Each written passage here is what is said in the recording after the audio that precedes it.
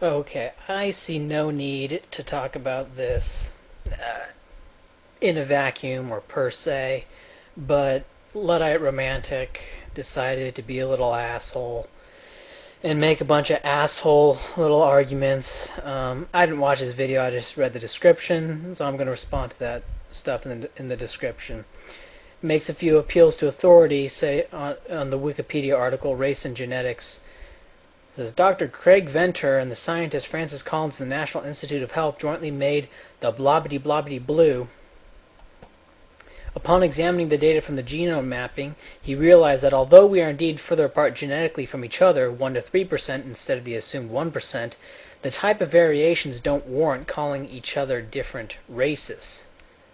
Venter says, quote, "Race is a social concept. It is not a scientific one. There are no bright lines that would stand out if we could compare the sequenced genomes of everyone on the planet." Well, that's a nice thing to say. Here's another little quote here. The Y chromosome is a tiny thing. It is about 59 million base pairs long and has only 78 genes. If we look at base pairs, the difference between men and women would be 59 million divided by 3.2 billion, or about 1.8%. This translates to men and women being 98.2% the same at the base pair level. Now, you'll get like some people saying that the difference between the races is like 0.1% or 1%. That's because they're dealing at a higher level. Like they're dealing at like when you analyze the base pair, like because genes have different alleles of the genes. So when you analyze the base pair levels, you're going to get more variations.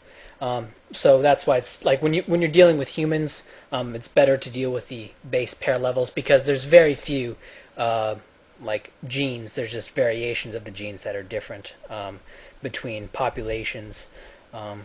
Yeah. So anyway, but Venter says at the base pair level, and I'm pretty certain that's what Venter is talking about. He says it's 1 to 3%. Okay, so let's say it's 2%.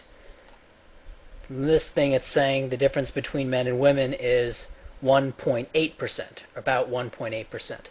So at the base pair level, the difference between men and women is about the same as the difference between the races, or the difference between all humans generally. So, yeah.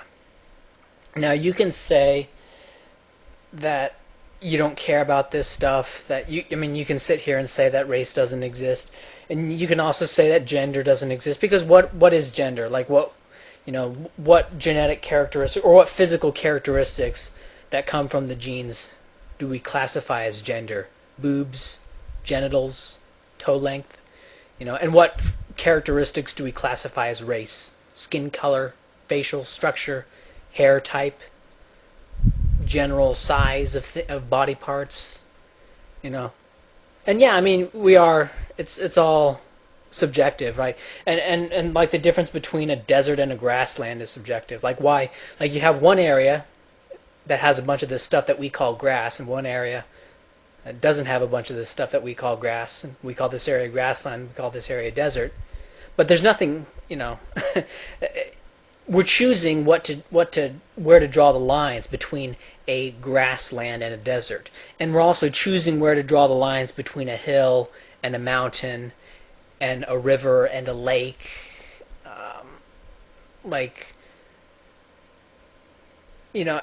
And you can even go so far. You can reduce it as much as you want. Like you can say that there's no such thing as a human, it's just cells, or there's no such thing as cells, it's just molecules, no molecules, just atoms, no atoms, just quarks.